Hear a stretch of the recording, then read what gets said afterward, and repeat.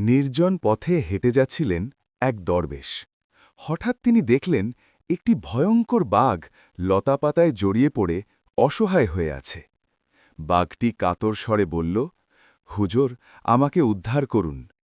দরবেশের মনে দয়া জাগল। তিনি লতা কেটে বাঘটিকে মুক্ত করলেন।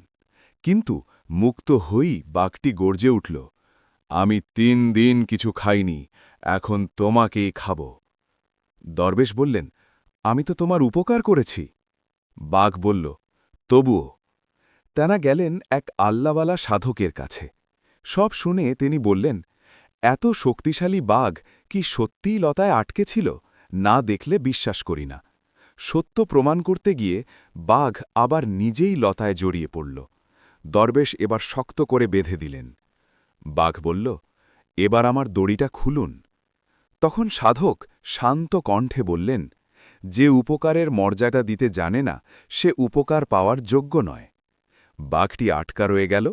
তারা দুজনে সেখান থেকে চলে গেল। এই বুদ্ধিমান ব্যক্তির জন্য একটা সাবস্ক্রাইব হবে না?